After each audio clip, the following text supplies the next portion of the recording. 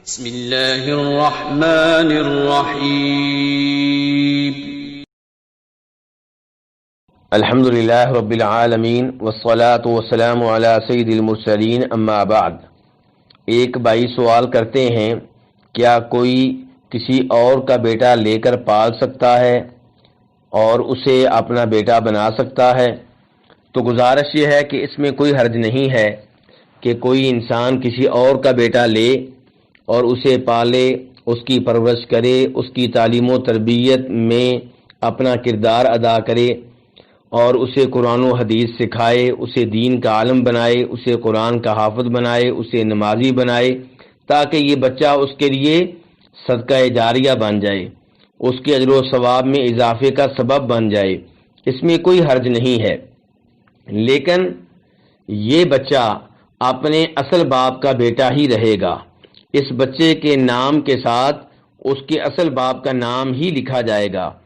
جب کسی جگہ کوئی فارم پر کیا جائے گا اور وہاں پہ باپ کے خانے میں اس کے اصل باپ کا نام ہی لکھا جائے گا۔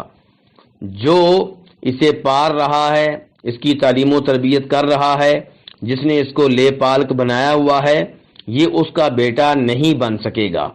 بیٹا اپنے اصل باپ کا ہی رہے گا۔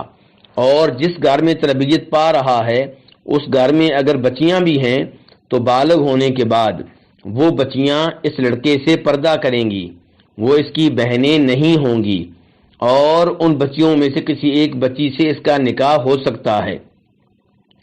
اللہ رب العزت قرآن حکیم میں فرماتے ہیں، وَمَا جَعَلَ أَدْعِيَاءَكُمْ أَبْنَاءَكُمْ ذَلِكُمْ قَوْلُكُمْ بِأَفْوَاهِكُمْ وَاللَّهُ يَقُولُ الْحَقَّ وَهُوَ يَهْدِي السَّبِيلَ ادعوهم لآبائهم هو اقسط عند اللہ۔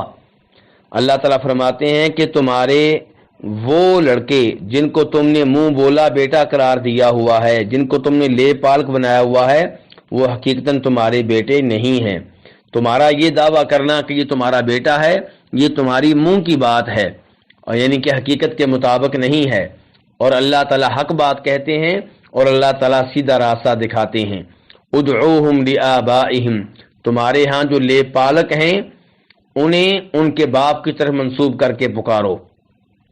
اگر تمہیں ان کے باپ معلوم نہ ہو تو وہ دینی لحاظ سے تمہارے بھائی ہیں۔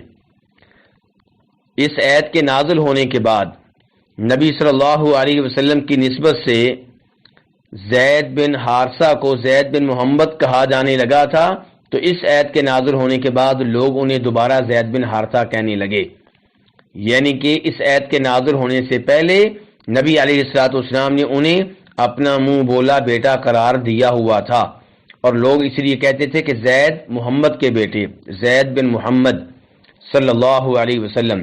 لیکن جب یہ آیت نازل ہوئی اس کے بعد نبی علیہ السلام کا نام ان کے نام سے ہٹا دیا گیا، اور پھر لوگ دوبارہ انہیں ان کے حقیقی باپ کی طرف منسوب کرنے لگے اور کہا جانے لگا زید بن حارثہ۔ بلکہ زید بن حارثہ نے جب اپنی بیگم زینب بنت جاش رضی اللہ تعالیٰ عنہا کو طلاق دی تھی تو اللہ رب العزت نے آپ کا نکاح زینب بنت جاش سے کر دیا تھا۔ اب نبی علیہ السلام شرما رہے تھے کہ لوگوں کی نگاہوں میں تو یہ میری بہو ہے، کیونکہ میرے منہ بولے بیٹے کی بیوی ہے، لوگ باتیں کریں گے۔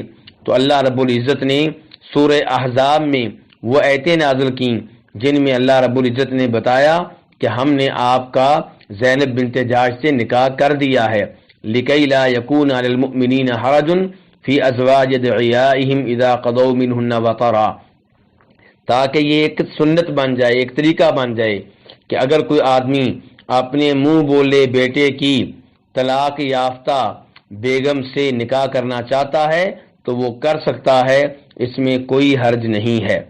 تو خلاصہ کلام یہ ہے کہ آپ کسی کا بھی بیٹا لے کر پال سکتے ہیں، اس کی تعلیم و تربیت کر سکتے ہیں، لیکن وہ آپ کا حقیقی بیٹا نہیں ہوگا اور اس کی نسبت اپنے حقیقی باپ کی طرف ہی کی جائے گی۔ واللہ تعالی اعلم۔